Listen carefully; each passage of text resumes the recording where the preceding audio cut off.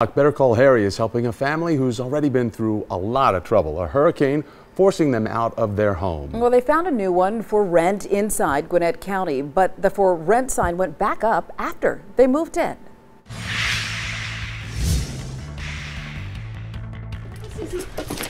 When we first met the Griggs family back in December, they were about to be homeless again.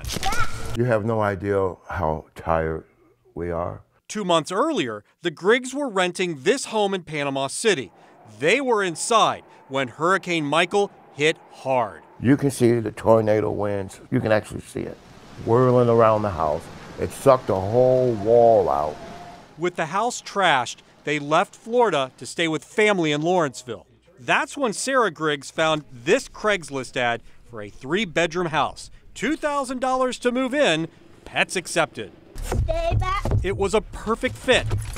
So they called the man listed in the ad, Mr. Noah. He said, I'll text you the key code to the box and let you in, and you can look at the house, and if you like it, then we'll go from there. The whole thing was a scam. Did he have an accent? Yeah. Yes.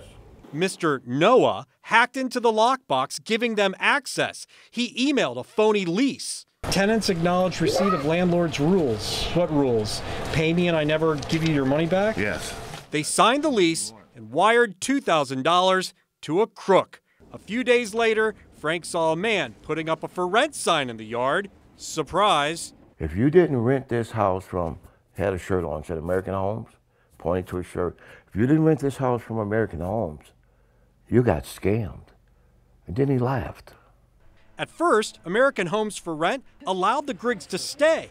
But after a dispute over the family's emotional support dog, American Homes for Rent asked for immediate possession, claiming it was unable to make contact with the defendants. We don't know if we're going to be on the streets. We don't know if we're going to be in a home. We told the Griggs to answer that complaint. They did.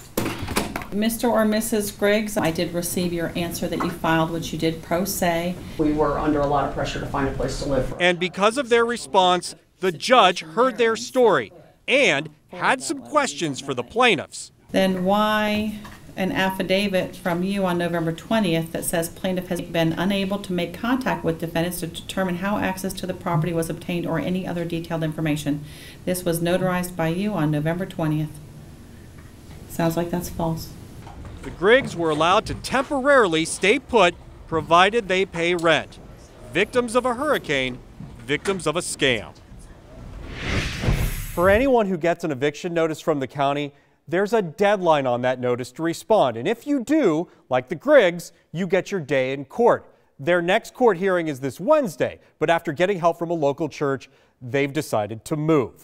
I'm Better Call Harry. The best way to reach me is email, bettercallharry@cbs46.com.